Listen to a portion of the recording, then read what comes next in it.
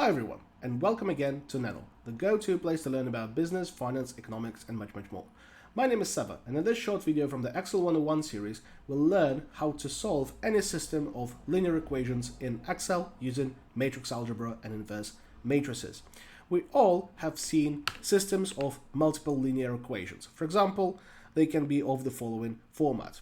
I started with 3 variables, but it can be easily brought down to 2 variables, or expanded to as many variables as you like. And most systems of linear equations are of the following format. However, even if they don't, they can be easily transposed to fit this particular format, where we've got coefficients for each of the variables in each of the equations and some constant on the right-hand side.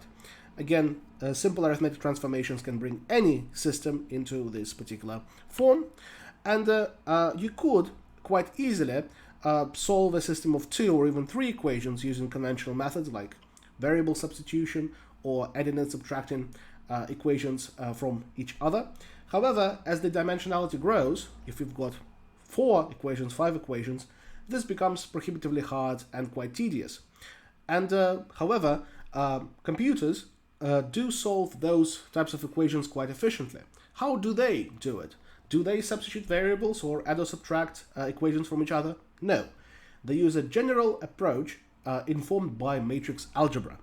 You could see that this particular system of equations can be expressed in matrix form, with coefficients forming their own matrix, variables, here x, y, and z, forming a column vector, and the constants on the right-hand side, the resulting values that we seek to achieve by varying the unknowns, the variables, form their own column vector on the right-hand side as a result. And so, if we denote the matrix of coefficients A, which would be a 3 by 3 matrix if we deal with 3 equations, a 4 by 4 matrix if we deal with 4 equations, and so on, multiplied by a column vector of our variables, which in our case is a 3 by 1 vector, but again, it easily generalizes to any number of variables. And that results, by conventional rules of matrix multiplication that we have actually investigated and studied their Excel applications in one of the previous tutorials, so check this out if you wonder about matrix functions in Excel. So this is a resulting vector that has got a dimension of 3 by 1 as well. And to solve this system using matrices, we can simply multiply both sides onto the inverse matrix of A, of the matrix of coefficients. And that would give just x on the left-hand side and the following matrix product on the right-hand side. The inverse matrix of A could be multiplied by the vector of results or constants C, giving us the vector of unknowns variables, vector of variables that we seek. And here we have got a simple example for a system of 3 equations with 3 variables. Coefficients are inputted into the matrix format already, but you can see the original equation where it comes from. For example, the first equation in the system was minus 2x plus 2y plus 2z equals 14, and the second equation was 3x minus 2y plus z equals negative 5, and equation 3 was minus x plus y plus 2z equals 3. There are 3 considerations you need to be aware of when converting an equation into this matrix format. First of all, if it's just x or negative x, the coefficient is 1 or negative 1.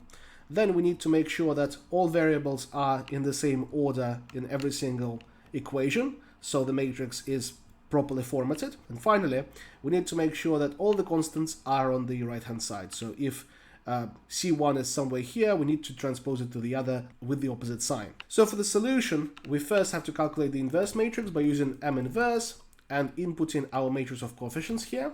That spits out a 3 by 3 matrix that we'll use for the solution. For the solution, we then matrix multiply our inverse matrix onto the vector of constants, resulting in a solution vector of 21, 32, and negative 4. Again, that means that in the solution, x is equal to 21, y is equal to 32, and z is negative 4. And we can easily check, using the matrix format, by matrix multiplying the coefficients onto the solutions, and confirm that the result is indeed what we sought. And even if you don't trust the matrix multiplication, you can easily check the first equation, for example. So if we do -2 times 21 plus 2 times 32 plus 2 times -4, we'll get 14, just as we have got over here. So this is indeed a valid way of solving systems of linear equations in Excel, and what is beautiful about it is that it's flexible. If you change one of the coefficients, for example, z is not 2 but 5, the solutions would change automatically. What you need to be aware of is that this system should not be linearly dependent. So for example, if here we have got -1, 1, 2, here if we've got -1, 2, and 4, as this row is proportional to this row now, same goes with columns as well, our equation would not have any solutions, and that's why the inverse matrix could not be calculated and the solution does not exist. So whenever this procedure gives you an error at the end, the number error to be specific, it means that the solution does not exist. But if in general you input any sort of numbers into the system, it will give you the solution automatically and flexibly. And this is how you solve systems of linear equations in Excel using matrix algebra. Please leave a like on this video if you found it helpful, and stay tuned for even more such content in the Excel 101 series.